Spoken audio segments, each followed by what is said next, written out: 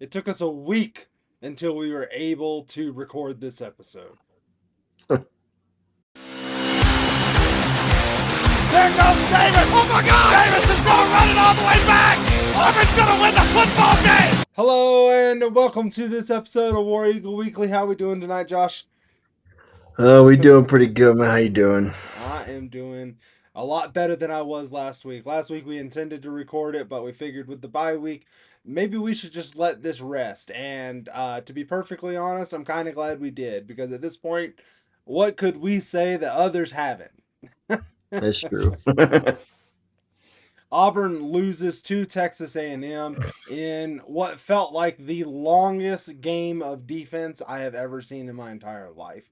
The defense did everything possible to win the game. The offense did everything possible to lose the game.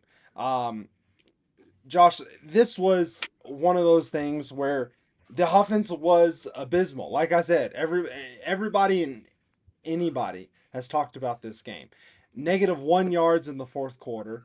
And honestly, the other quarters didn't feel much better.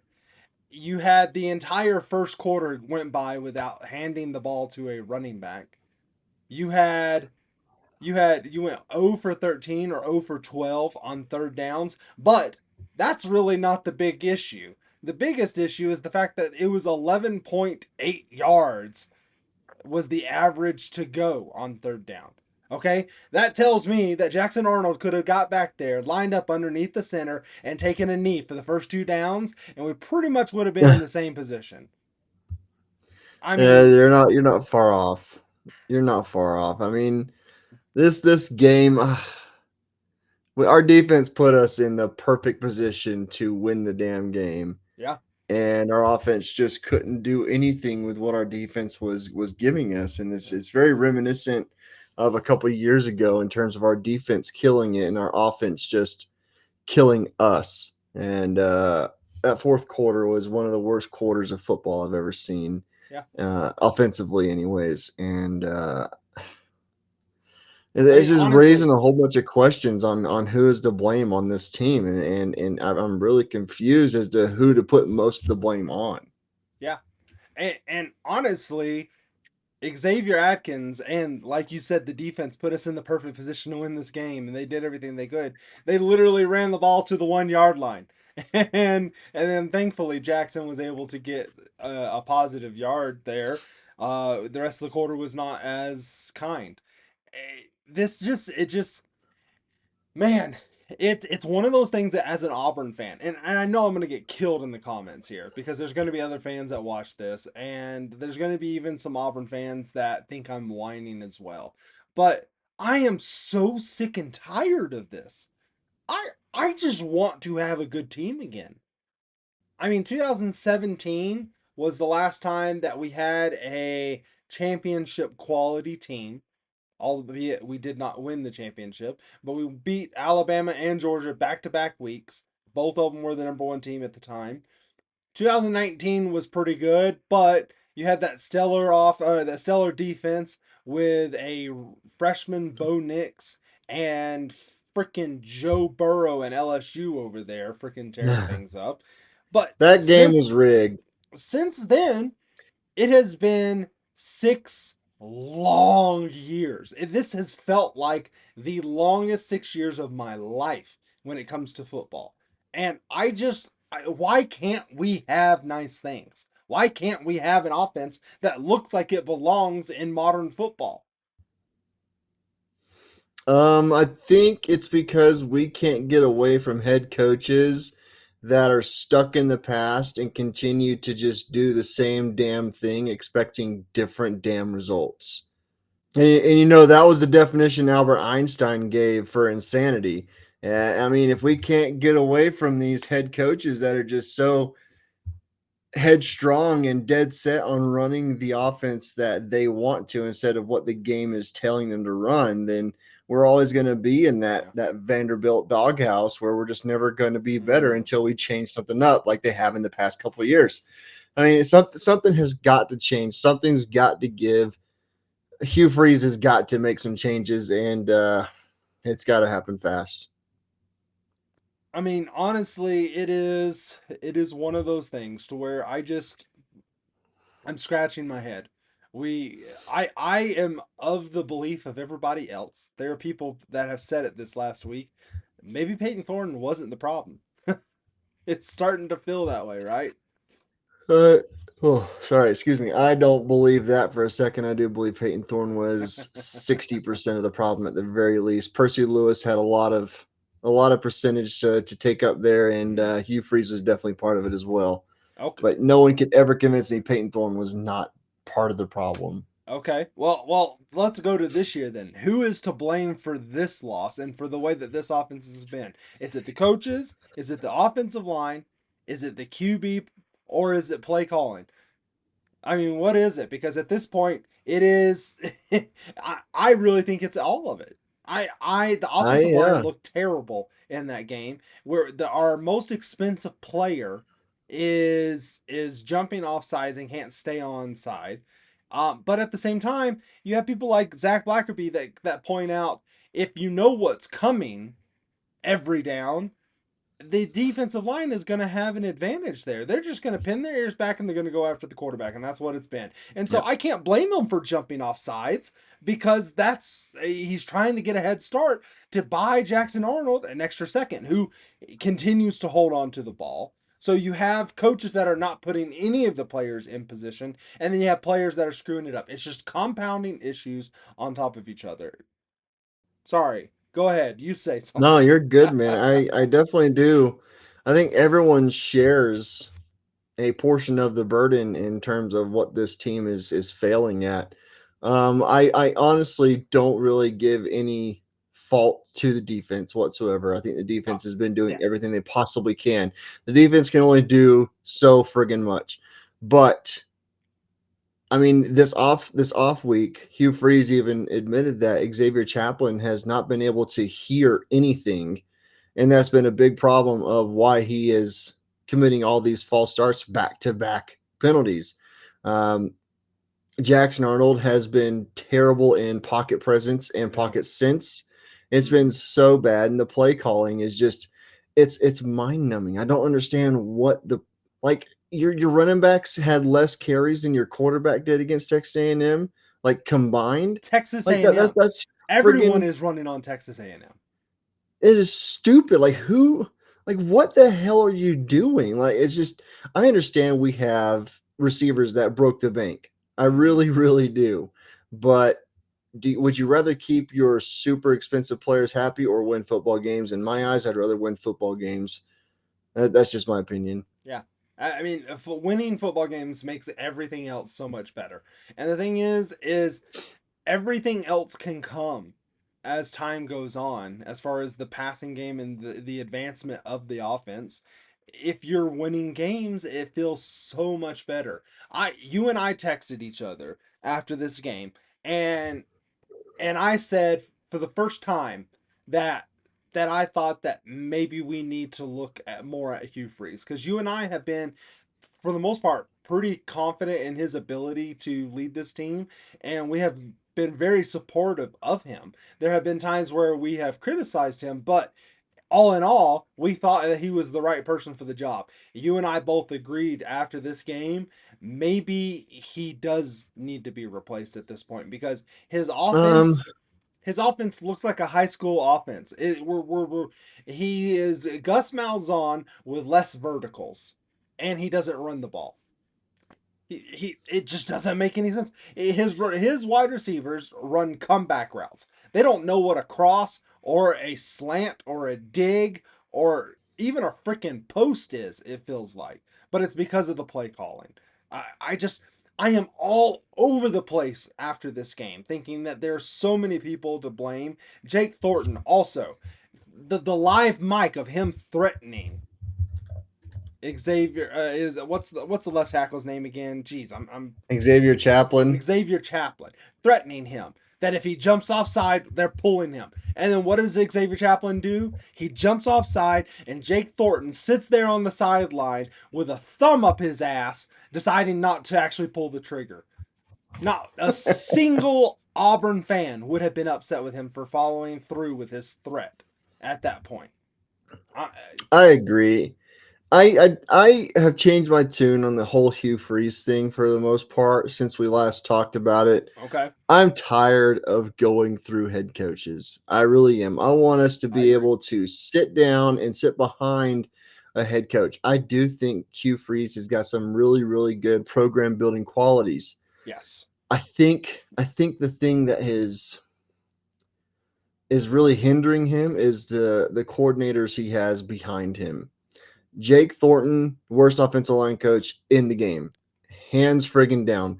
I am not sold on Derek Nix, Yeah. and I hate saying it. I really, really do. I have become not sold on Marcus Davis either as our wide receivers coach.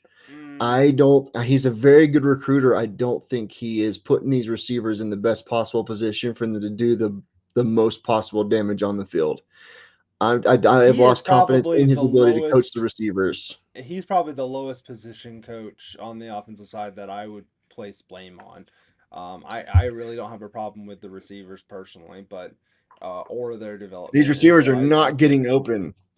They are not getting open. But there are moments that they are getting open, and their quarterback's not getting them the Sure. ball, I and think I think so the moments you're they're getting open is the raw talent from the receivers. yeah. I don't know. Otherwise, it's scheme.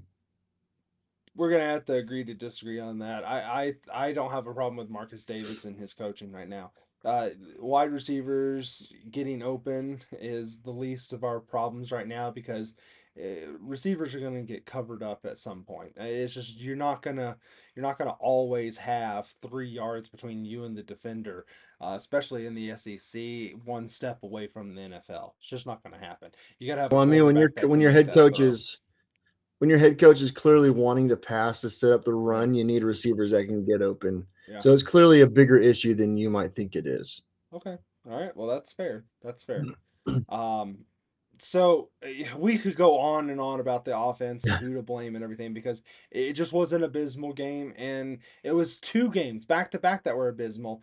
But the fact of the matter still remains: we lost to 2 top 10 teams by a one-score game 13 in in points. in Yeah. both, and so you have to feel kind of happy with where we are, and the schedule gets considerably easier after this point. But it leads us to our next discussion. The defense continues to play very strong. I mean, they are the reason why we were in either of these games, and especially against Texas A&M when they were able to put us on the 1 yard line. This defense, Durkin was playing games in the first 3 games. Let's just be honest. There is It's no gotta be. other, there is nothing else that you can convince me of. He was just messing with people. It had that. I mean, that's the only explanation. He was like, okay, we know what scheme fits. Let's see what other schemes we can throw into maybe, Yeah, fit in.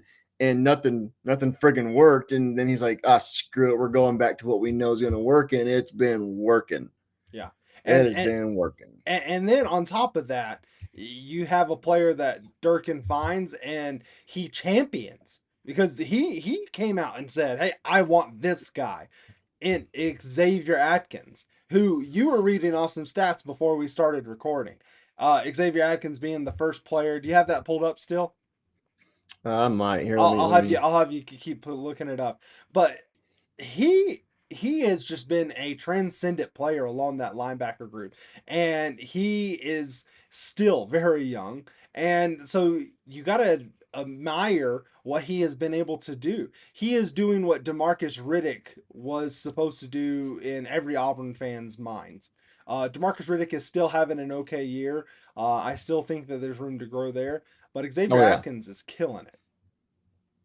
No, I got the stat here. Okay, go. Through the first 6 weeks of the college football season, Xavier Atkins is the only college football player with 29 plus tackles, 6 plus tackles for loss, 3 plus sacks, 1 forced fumble, 1 fumble recovery, and 1 interception. This comes courtesy from the barn on X. Okay. They're the ones that posted that statistic, and it's friggin' crazy to think that no other player in the FBS has a stat line like that. It's Yeah. freaking crazy. Yeah, and it's insane. It's insane, and he's not the only player on the defense that's balling out. The defensive backs have been playing really well. Caleb Harris still seems to be the weak link in that backfield. But he He seems to be seems getting better and he better he each is week. he is. He just still makes some mistakes that I just am scratching my head at the end of the play. But this defense has surely shown that if you're a mobile quarterback, they know how to play against you, and they're going to do a really good job of containing it. A lot of people, like to point at that Keldrick Falk is not putting up the stats that you would expect from a first round pick.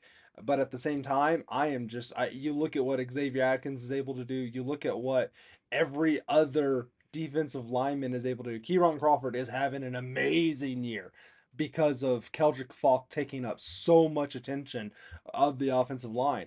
They're having to shift things towards Keldrick because they don't want him to wreck them. Because if they just played everybody straight up, Keldrick Falk would win more than Kieron Crawford is. Yeah, And if I it's think, not someone else, it's Keldrick yeah, Falk. If it's not Keldrick Falk, it's someone else. That's at the beginning of the season. Keldrick Falk is going to force these offenses to pick their poison, and they're picking the poison that they know can do damage, which is Keldrick Falk. And the rest of the defense is like, I bet. And they're showing yeah. them, like, you got to pay attention to us, too. Yeah, no, I agree. And so the defense, every every concern that we had in those first three games or after those first three games, I feel are completely gone and everything is out the window. Tackling sometimes still is an issue, but that'll get better as the season goes on, I think. And plus, there's in the SEC, there's a lot of great athletes that are able to make people miss, and so I'm not too worried about that. They've really, really done well out there on the field, especially in the red zone. They're just killing it in the red zone. So, all of this, Josh, leads to the last question of how can we find a way to to to win the rest of the season? How can we find a way to be productive on offense and maintain this defensive level? Make adjustments, go get it energized. That's the best way to do it. Very, very good. Oh man, that's good. That's good. I, man, it just Jackson Arnold needs to just pull the trigger. At this point, he is. I can't remember who it was that said it. Last year, we were complaining about Peyton Thorne throwing interceptions left and right, and the quarterback in general throwing interceptions left and right. And at this point, I think everybody wants the quarterback to throw the ball and maybe have an interception. He should have had a couple of interceptions between the Oklahoma and Texas A&M game. He didn't. At this Yes. point, I also have to wonder, is that in his head? His streak of like 200 and something snaps without a turnover, it makes you wonder if that's in his head somewhere and he's just trying to protect that streak. So if that's the case, That's yeah, selfish just play if that's the case. That's selfish. throw a freaking interception. Let's get it over and done with. But at the same time, I don't want it to be a to be something that happens all the time. This offense has the ability to run the score up, and we have the ability to put points on the board. We have the ability to move the ball. We just have to get the right play calling. I honestly think that's the biggest issue right now is play calling. It just seems so discombobulated in the Texas A&M game, and it's going to make a world of difference. Hopefully, they spent the extra week to really dial this in and get everybody on the same page and get everything moving in the right direction. I hope so too. And from what I've heard, from what little I've heard from the coaching staff over this bye week, is that the coaching staff has recognized a lot of the mistakes, and they're claiming that they've made adjustments, and that they definitely should have caught on to these issues earlier than now. Okay. Well, I guess we'll find out for sure against Georgia. We will be releasing that episode on Wednesday. Um, it's man, it feels like that's going to be a really good game. It really should be everything setting it up. Hopefully we can turn this thing around, dude. This team, it feels so close. I hate to echo what Hugh Freeze continues to echo week in and week out, but it feels so close. We have a championship level defense. We have championship level offensive players. We just got to put it all together. And hopefully Jackson Arnold can really just let it fly and move the ball. Josh, I want to be hopeful. I want to look positive. We're going to end this on a high note. We got Georgia coming up. It's freaking Cam Newton night. We're retiring Cam Newton's jersey. I cannot wait to see the atmosphere in that game. And with all of that being said, War Eagle, man. War damn Eagle. There goes Davis. Oh my God! Davis is going running all the way back. Auburn's going to win the football game.